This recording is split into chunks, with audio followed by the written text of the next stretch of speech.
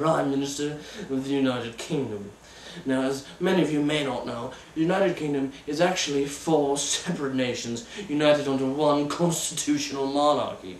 Now, those 4 nations would be England, Wales, Northern Ireland, and the bloody Scots. Now, the United Kingdom is the 5th largest economic power in the world, second only in Europe to the Germans. Bloody Germans. Now, the United Kingdom is also the 2nd largest military power on Earth with regards to defense spending and with regards to our nuclear arms budget. Now, domestically, our economy is based largely on the service industry, specifically the banking and insurance industries. Now, the United Kingdom has, since in the second half of the 20th century, has not been as economically or militarily prosperous as it had been earlier during the height of our empire. But after World War II, after the cost of fighting 2 separate wars and the cost of maintaining an empire that was gradually moving into independence, our economy has suffered. But we remain a world superpower nonetheless. We are a member of the G8, of the European Union, and of NATO, among many, many other international organizations. Now, the United Kingdom has not adopted the euro, as have 12 of the 14 European Union nations as of 1999. Our reason for this is largely our nationalism with regards to the English heritage, where the pound has been our national currency for quite some time, and adopting the euro would not be honoring our past.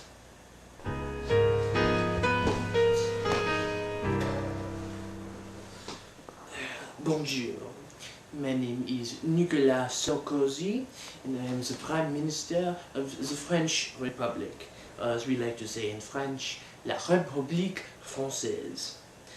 Now, France has an economy that is full of private enterprise, but we also have substantial government intervention in the private enterprise. That is largely based through our experiences through the Great Depression. Our French was really hardly hit. But all that aside, today the French economy is mostly based on infrastructure industries like aerospace industries and French Telecom and Air France, stuff like that. Air France actually just released a couple of years ago the Airbus A380, which is the largest commuter aircraft ever designed for feasible mass production. And this for the French really demonstrated our superiority over the other nations in Europe. France is one of 3 nations in Europe, us, Sweden and Russia, who have a private private government-funded space part that we use, and we also have a reputation for having the most productive workers in Europe. Now some people will laugh at this because they say, oh, the French workers are so lazy, because everyone knows that whenever the French government tries to impose labor laws on the on the youth, there's all kinds of riots and they burn cars and it's just terrible. Well, actually, the French, only 68% of the French people from age 15 to age 64 are working. That's compared to 80% in Japan and 78% in the United States.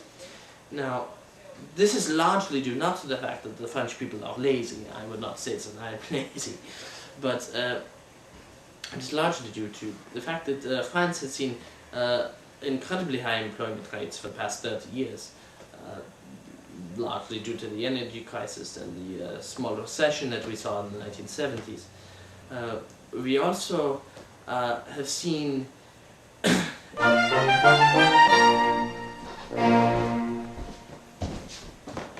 Guten Tag, my name is Andrea Merkel, the Chancellor of Germany. Or, as we call it in Germany, the Federal Republic of Germany, or in its native German, the Bundesrepublik Deutschland. Now, Germany is the largest exporter of goods in Europe. We beat out Britain and France. It is fantastic the way Germany is going these days. The German industry that is the biggest would be the engineering industry, you know, cars and chemicals. Some German brands you may recognize, Mercedes-Benz, Audi, Porsche, Volkswagen, and some you may not recognize. I bet you did not know Adidas was a German brand, or that Nivea is a product for men that I do not use because I am a woman. Those products, Nivea, are German products. Now, Germany is a member of the EU. We have been for quite some time, especially after our unification. Western Germany is still quite a lot better off than Eastern Germany, but aid, over $80 billion a year, is sent over from Western Germany to Eastern Germany to help boost the economy in Eastern Germany.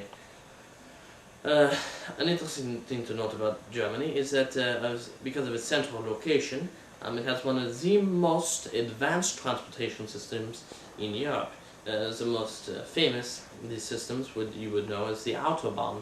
Now, the Autobahn in Germany is actually not called the Autobahn. We refer to it as the Bundesautobahn, or the Federal Highway.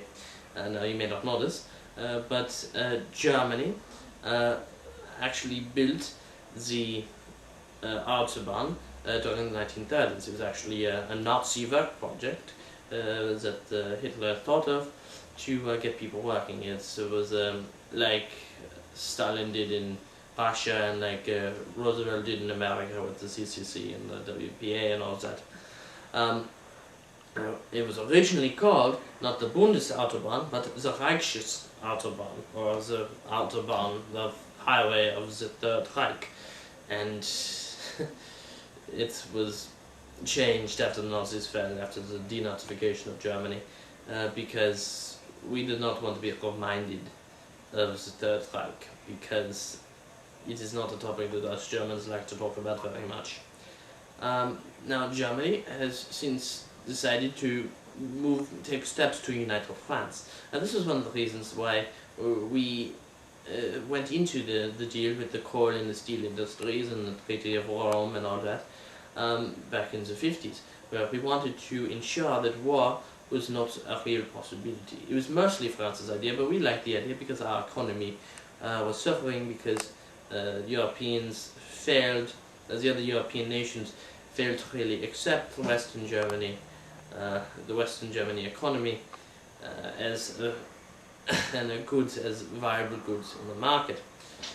Now, the EU has been wonderful for German economy because it has broken down trade barriers. Since we've adopted the euro, we have prospered infinitesimally.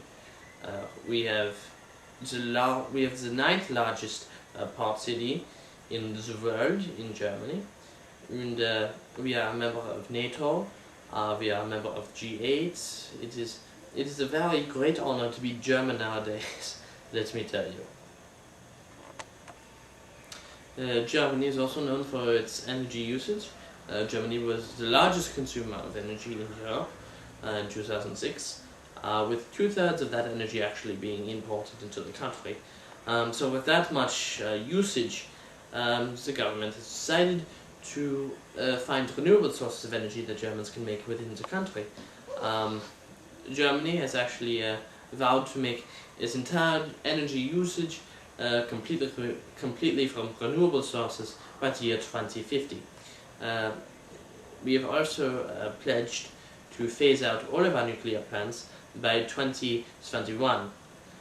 This is in an effort to eliminate the rest of nuclear meltdowns, to appease certain nations who view nuclear power as a risk for a country with a history as Germany. Even though we are a member, it is still underpinning themes with these countries. And also to set a model example for other nations who believe that to become civilized you have to build nuclear plants. Well, Germany wants to send to the world, to Iran, to Iraq, to North Korea, that to be a civilized superpower you do not have to go nuclear. In fact, we are showing them that to be a real civilized nation you have to abandon nuclear power and find ways to create energy that are renewable and good for the environment. Auf Wiedersehen!